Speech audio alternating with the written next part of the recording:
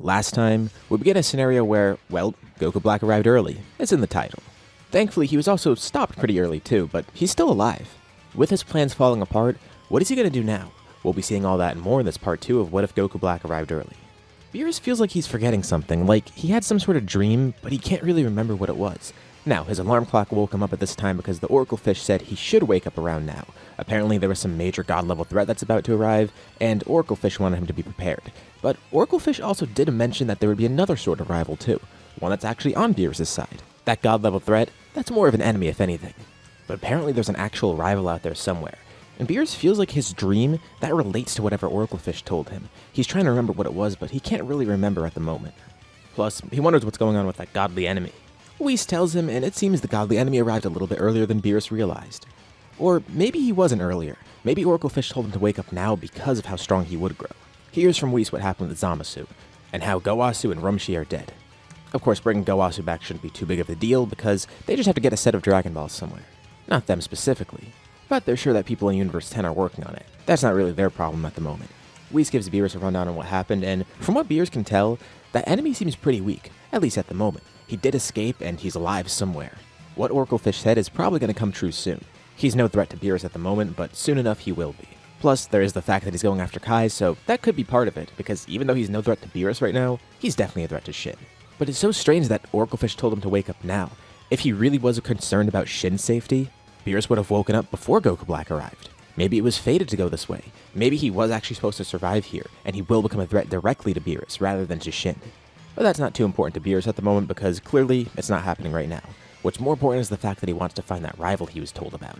Eventually it does hit him. He dreamt of a Super Saiyan God, which is really interesting because from what he heard, Zamasu stole the body of a Saiyan on Earth. So that's one major difference here. Beerus knows exactly who his rival is. Before he just knew it was going to be a certain Saiyan and there were only a few people to pick from. But now Beerus thinks that this is related directly to Goku. He wants to see that guy. Especially because Zamasu stole his body for some reason. Now, it's for a completely different reason, and Beerus doesn't know exactly why. But that combined with the Super Saiyan God prophecy makes it all the more interesting to him. Beerus ends up on Earth, and he's able to meet Goku too. Of course, this goes very differently than Battle of Gods because first of all, this is way earlier on, and second of all, Beerus is looking specifically for Goku. Plus with the whole context of Goku Black, it's all different here. He convinces Goku that Goku's supposed to be his rival. And Goku knows nothing about a Super Saiyan God or anything like that, but Beerus is sure of it. Even if he's not that strong now, he probably will be soon. It's just like how Oracle Fish warned him about Goku Black. He would just kill Goku Black right now if he could, but they have no clue of where he is.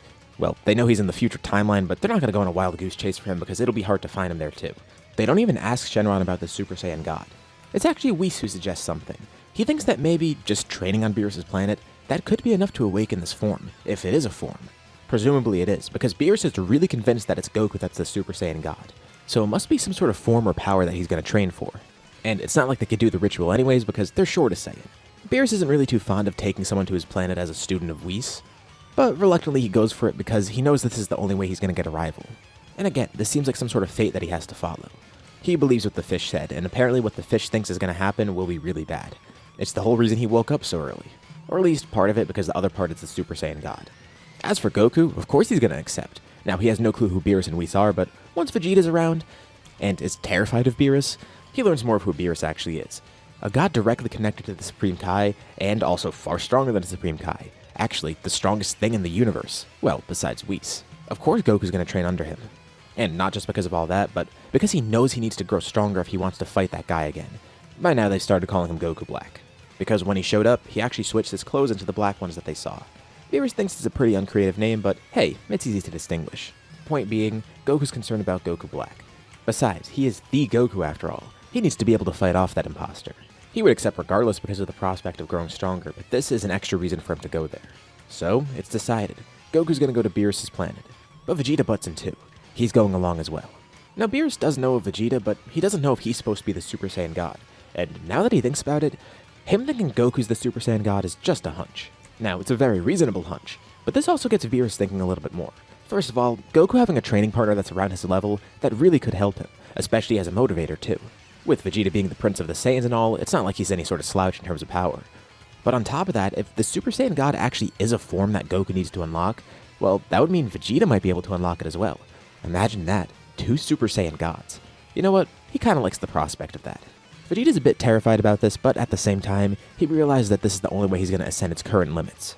He's going to have to train under Whis too, and he wants to go along. Especially with that threat out there, he really needs to improve his power. Because when they fought him before, Vegeta noticed something really concerning. He wasn't fighting in Super Saiyan, or Super Saiyan 2 or 3. Goku Black was simply fighting in base. At the time, Vegeta wasn't even fighting alone, but he knew that if he did fight alone, he probably would be able to overpower Goku Black just with the Super Saiyan 2. But that's the concerning thing.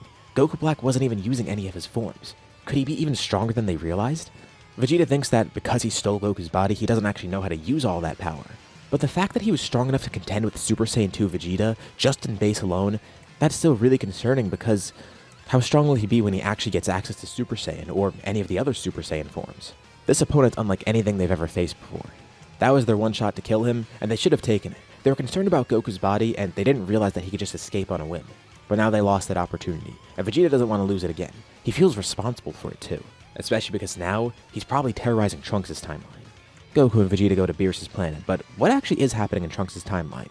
Goku Black actually is training there. Well, to some extent. He goes to lower level planets and decimates them pretty slowly. He's very strong as is, but he needs to channel that rage he felt before because he felt power stemming from it. He knows that's going to be a source of his power. And this is a really good way to get used to the body that he's using. Plus, it's part of his Zero Mortals plan. He does have to eliminate the rest of these mortals after all. And even though most of them are just target practice right now, still, it's worthwhile. This is barely any serious training. But he's slowly getting acclimated to this body. Soon he'll get access to Super Saiyan, maybe even the other two Super Saiyan forms, maybe something beyond it as well. But that's not all that's happening in this timeline. With all the Kais being warned about what's happening, future Shin has been warned about it too, especially with the fact that Goku Black might be in his exact timeline here. With the rest of the Gods of Destruction on alert, it wouldn't really be too concerning, if it weren't for the fact that Beerus was asleep still in this timeline.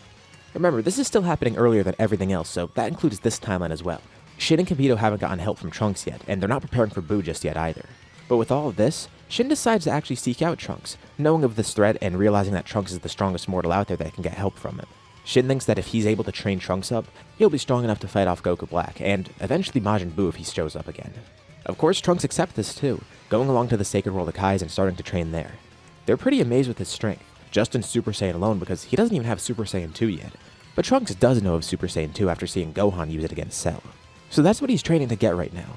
And especially after hearing what happened, that really makes him cautious. His timeline's under threat again, and it's by someone who took over Goku's body no less.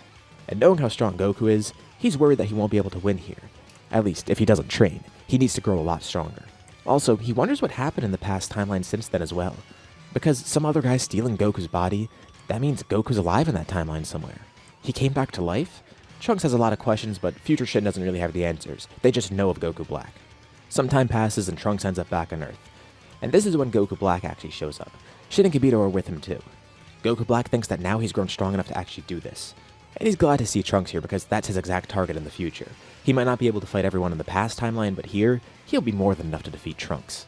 And it's good to see the Supreme Kai and Kibito are here as well. The Zero Mortals plan is fully going to pick up here. Now of course, Trunks is the kind of guy that would try to kill the enemy right away. But there's a few things working against him here, so he can't exactly do that, and we'll get more into that in a bit. He and Trunks begin fighting in base, and he's actually pretty impressed with Trunks' strength. Now in base, it seems like he overpowers Trunks. But still, him keeping up without transforming, that's really good. Trunks eventually shows off Super Saiyan, and he starts to get the advantage. He seems far above Goku Black now. But Goku Black's still not too concerned. He really wants to see Trunks' full strength. He tells Trunks to hold nothing back. He's threatening everything here after all. Trunks even briefly goes into Super Saiyan 2, which he did unlock amidst his training. And he's ready to finish Goku Black off here. But at the very last moment, Goku Black starts laughing. Is that the strongest he's dealing with right now? Well, then it's no issue. He begins transforming himself. Trunks sees that same golden aura flaring up around Goku Black as his hair turns golden. He's unlocked the Super Saiyan form. Now maybe if there was more time in between this, and if we wanted to make him really cracked early on, we can give him Super Saiyan Rose right now. But given the fact that he was basically just doing target practice for a few months, I think this is reasonable to give him. Goku Black in Super Saiyan is really powerful. Trunks didn't realize he could be this strong. But Super Saiyan 2 isn't his limit either. He was actually holding this back just in case, specifically to catch Goku Black off guard. He hoped Super Saiyan 2 would do the job, but he has something else. His hair then returns to normal. And then suddenly, his aura flares up again, but it's white this time, and Trunks' hair stands up. Goku Black can't see much physical change besides that, but his power is astounding. How'd he power up so much, and seemingly in base no less? The tide of the battle quickly turns here, with Trunks absolutely decimating Goku Black. You see, with so much time training under Shin and Kibito, he did use the Z-Sword a bunch, and he accidentally broke the Z-Sword too. Of course, this released Elder Kai, and allowed him to get the ritual done on him to unlock his ultimate form. That's what Goku Black's facing right now, Ultimate Trunks. And Goku Black feels like he's starting to recognize this now. The power feels kinda like that one other Saiyan he fought on Earth, Goku's son. He remembers him using a form that looked like he didn't have much physical change, but had some sort of white aura, and he was really strong still. Plus, knowing the fact that Goku and friends know the Kais somehow, it makes sense too. This is probably the same thing that he's using. Now, knowing how Trunks fights, he's gonna try and end this right away. He should have done so earlier, although it's not like Trunks is taking his time here. This battle happens really quick. First, he was losing against base Goku Black, and then right after he transformed into Super Saiyan and Super Saiyan 2, barely even a few seconds passed until Goku Black transformed himself. So Trunks has been going for the kill this entire time. Goku Black's just been playing it smart to kinda drag this out. And right as Ultimate Trunks is about to land the final blow, Goku Black smirks, teleporting away. They completely forgot. Knowing he's in Goku's body, he has access to instant transmission, and not just that, the Kai as well. Plus, he has a time ring. He has multiple ways to escape. Trunks is infuriated, but he isn't too concerned. He still greatly overpowers Goku Black. He regrets not being able to kill Goku Black right away, but they completely overlook the fact that he could just teleport away at any time. Shin apologizes to Trunks for this. That's kinda more on him than Trunks. But Trunks also feels responsible. His goal here was to gauge Goku Black's power because in case he actually was stronger than Trunks, they wanted to know where he stood. And Goku Black played it smart by trying to drag this out as long as possible. But if Goku Black comes back again, he won't make that same mistake. He barely did waste any time here. And again, this isn't like when he fought Frieza, King Cold, the androids, or Cell, where in those cases he knew exactly what he was fighting against. With Goku Black, he did have to still be careful. So if he got too hasty and attacked right away, it could have ended pretty badly. So Trunks knows what to expect next time. He'll power up to his maximum, delivering a final blow right away. It has also been a while since he was in a serious battle, but now he's prepared. Especially because a few months after, Babidi shows up early, having sensed Trunks' power.